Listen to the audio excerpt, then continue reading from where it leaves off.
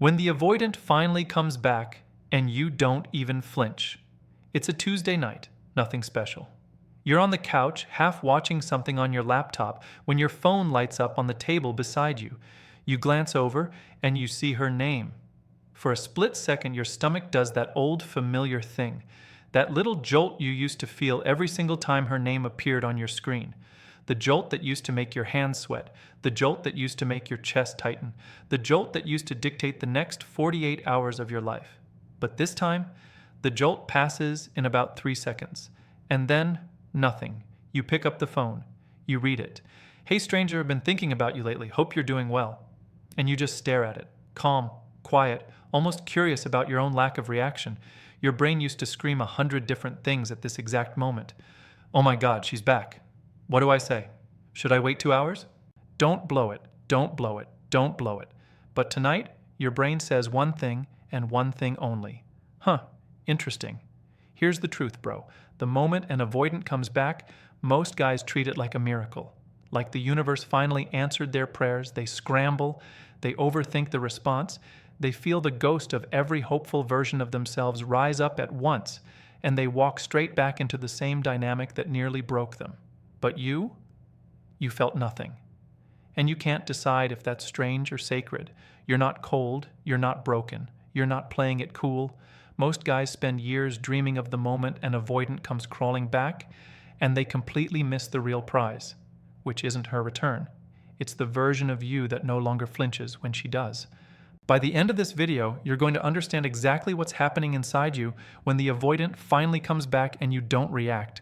What's happening inside her when she feels that wall of indifference, the 7 shifts that built the man who can receive that message without losing himself, and why this moment, not the breakup, not the silence, not even the healing, is the real graduation. Let's get into it. The reframe. Most guys believe the goal of healing from an avoidant is to win the comeback. They imagine the day she finally texts. They rehearse what they'll say.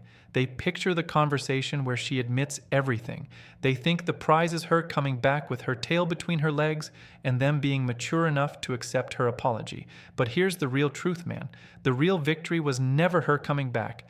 The real victory is you not needing her to. See, an avoidant woman's entire emotional system is built around managing access. When you wanted her, she pulled away. When you stopped wanting her, she got curious. When you fully moved on, she came back. This isn't because she's evil or calculating. It's because her nervous system runs on a simple equation. Closeness equals threat, distance equals safety, lost access equals panic. So when she texts you out of the blue after weeks or months of silence, she's not coming back because she's changed. She's coming back because her own internal alarm finally went off. The alarm that says, wait, he's really gone. I need to check if I can still reach him. And here's what changes everything.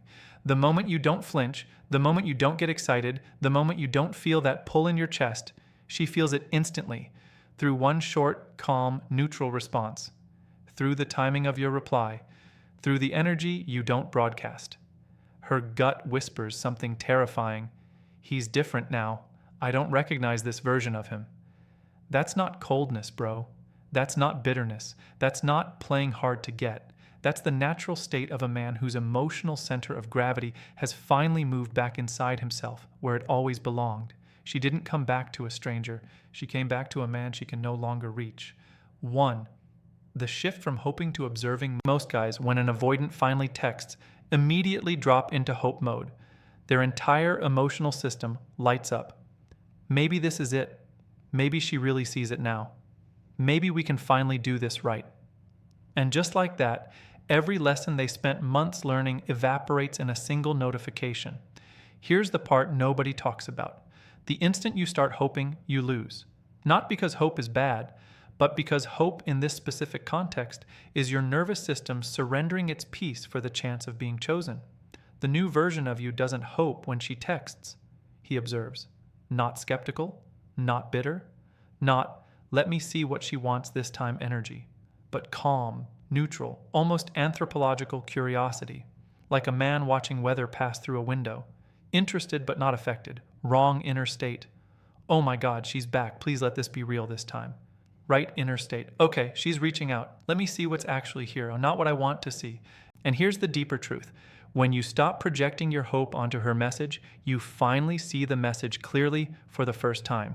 You see the vagueness. You see the lack of accountability. You see the missing apology. You see that she's testing the waters, not building a bridge.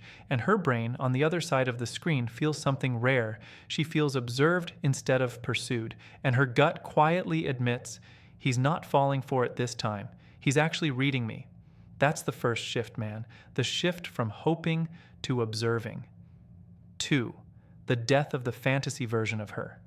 This is the one most guys completely miss. For months, sometimes years, after an avoidant pulls away, most men keep an idealized version of her alive in their head. The version where she was perfect. The version where the connection was unmatched.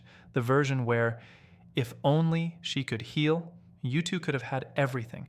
That fantasy version is the prison, not the real woman. Because here's where it gets interesting. The fantasy version of her is the one who texts you in your mind at 1 a.m. The fantasy version is the one who makes every new woman feel like a downgrade. The fantasy version is the one who keeps you emotionally married to a relationship that ended months ago. But the moment the real woman texts, the real, flawed, inconsistent, avoidant woman who couldn't show up when it mattered, the fantasy and the reality collide. And if you've done the inner work, the fantasy doesn't survive that collision. Not the cruel version of her, not the toxic version of her, not the I hate her now version of her, but the accurate, balanced, clear-eyed version of her. The one your nervous system finally accepted is who she actually is. Wrong internal frame? Maybe she's really changed and the dream version is finally real. Right internal frame. This is the same woman with the same patterns. Nothing in this text proves otherwise. And I'm not lighting my piece on fire for a hypothesis. That's the moment the fantasy dies, bro. And the moment the fantasy dies, her power over you dies with it. Her brain feels it through the phone. She doesn't know how, but she knows. He's not seeing me through rose-colored glasses anymore. He's seeing me clearly, and that's terrifying. 3. The response that reveals everything. Here's where the average man self-destructs. He gets the text, his heart does the little jump, and within an hour he's typed out a paragraph. Warm, open, eager. Hey, it's so good to hear from you. I've been thinking about you too. How have you been? We should catch up. And just like that, he's handed her every ounce of power he spent months reclaiming. But here's what changes everything.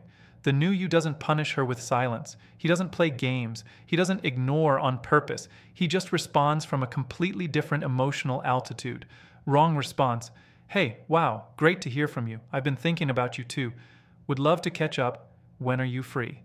Right response, sent 6 to 12 hours later. Hey, hope you're well. That's it.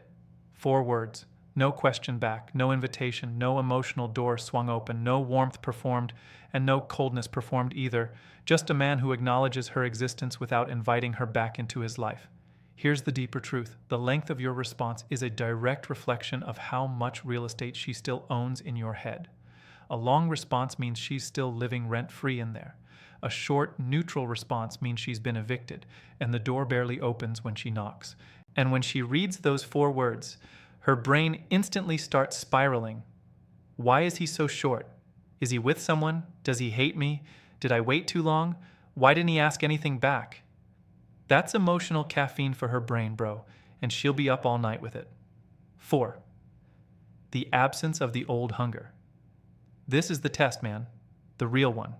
When she comes back, the deepest test isn't what you say or how long you wait to reply.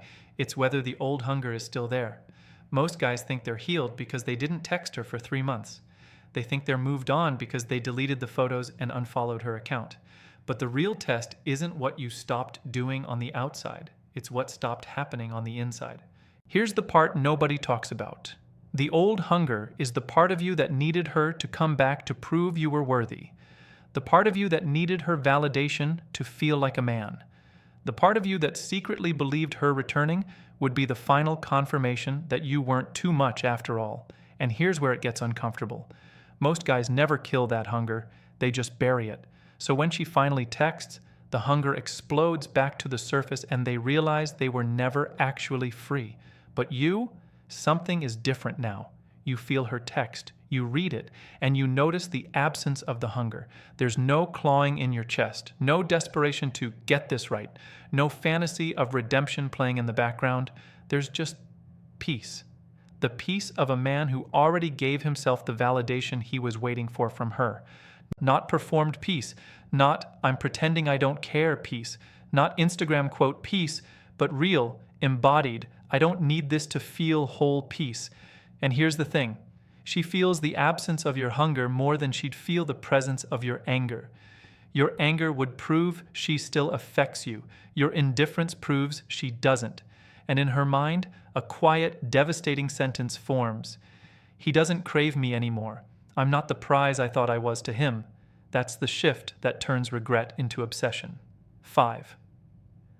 The boundary that needs no explanation. Most guys, when an avoidant comes back, feel obligated to explain why they're hesitant. They feel they need to justify their boundaries. They send the long message, "Look, I just need you to understand where I'm coming from. The last few months have been really hard, and I just don't think I can jump back in without us talking about what happened." Bro, that paragraph kills everything you built. Here's where it gets interesting. The man who doesn't flinch when she comes back doesn't explain his boundaries. He embodies them. His boundaries aren't announced. They're just present in everything he does and doesn't do. Not loud boundaries, not aggressive boundaries, not "I have to make her understand my limits" boundaries, but quiet, lived, unmistakable boundaries that don't require permission from her to exist. Wrong approach? Writing a paragraph explaining why you're being cautious, looking for her validation of your new boundaries. Right approach? Responding short, not initiating further conversation, not jumping when she calls, not breaking your routine for her, and never once announcing any of it. Her brain notices everything. She notices that you didn't suggest meeting up. She notices that you didn't ask any follow-up questions. She notices that the conversation just naturally died because you didn't feed it. And she can't even be mad at you because you weren't rude. You weren't cold. You were just not available the way you used to be. Her gut says the line that haunts her, "He's not letting me back in, and he didn't even have to tell me no." That's not coldness, bro. That's evolution. 6, the calm acceptance that nothing may happen. This is the level most men never reach, even after they respond with the perfect short text, even after they don't initiate further, even after they hold their ground. There's a secret part of them still hoping she'll text again, still hoping the conversation continues, still hoping that this time something real happens. And here's the deeper truth. As long as that hope is alive, you haven't fully arrived yet. The man who doesn't flinch when she comes back has fully accepted in his bones that nothing may happen. She may text once and disappear again. She may try to escalate and you may decline. She may make a grand gesture and you may not be moved. The outcome doesn't matter to him because the outcome no longer determines his peace. Not detached, not numb, not "I'm protecting myself by not caring," but genuinely settled, genuinely full, genuinely at peace with whatever direction this goes. Wrong internal frame. Okay, I responded short. Now please text again. Please text again. Right internal frame. I said what felt right. If she texts again, cool. If she doesn't, also cool. My day continues either way. And here's the part she feels through the universe. When you genuinely don't need her next text, your energy stops sending out the invisible pull that avoidants are highly trained to detect. The vacuum is gone. The hunger she used to feed off of has evaporated. And without that pull, she has no anchor in your life anymore. Her brain quietly admits the words she'd never say out loud, "I don't have access to him anymore." Even when he replies, he's still gone. That's when she really starts to spiral. 7. The identity that made all of this possible. Here's where it all ties together, man, the final shift. Most guys watch a video like this hoping to extract the techniques, the reply timing, the word count, the right tone, the right move. They want the formula so they can pull it off the next time their avoidant ex texts them.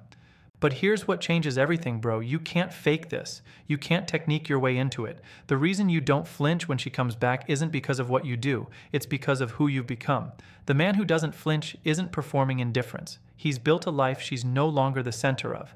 His mornings are calm. His mindset is steady. His habits are real. His friendships are deeper. His body is stronger. His work is moving. His vision for his life is bigger than any one woman could ever fit inside of. This isn't a tactic. This isn't a trick. This isn't reverse psychology. This is just what a grounded man's life naturally looks like when he stops outsourcing his worth to women who couldn't see him clearly in the first place. Wrong identity. I'm the guy who's waiting for her to come back so I can finally feel whole. Right identity. I'm the guy who became whole, and her coming back is just a small event in a much bigger life. And here's the part that hits hardest. She doesn't sense your indifference as a strategy. She senses it as identity. She knows in her bones that the man on the other side of the screen isn't pretending to be okay. He's actually okay.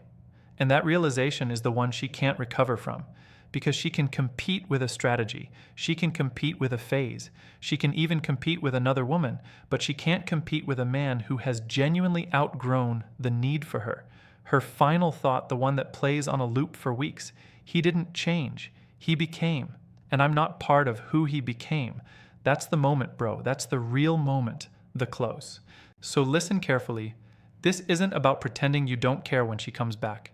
It's not about playing it cool. It's not about some petty satisfaction of seeing her squirm. Because if those are still the goals, she's still the center of your universe.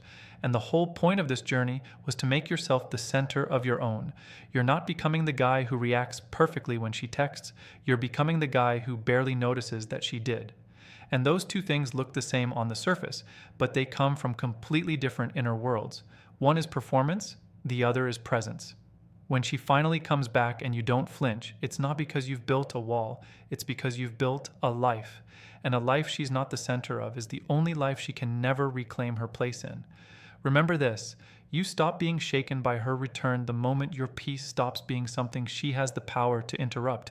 And if this hit deep, if you felt yourself nodding through every word like someone finally put language to what you've been quietly becoming, the next video you need to watch is the one on how to build the kind of inner life that makes all avoidance, all X situations, all what-ifs lose their power over you for good.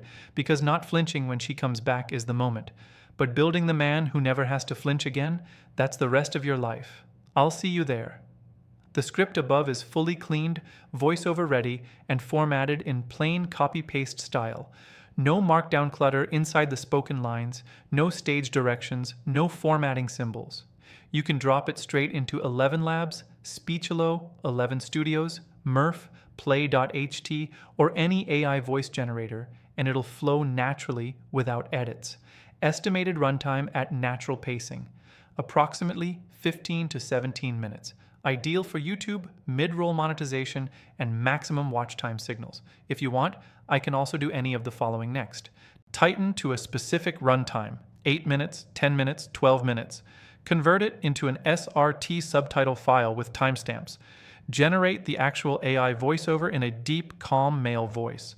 Write 10 high CTR title variants, SEO description, tags, and thumbnail copy.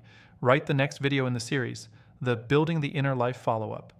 Just tell me which direction you want to take it.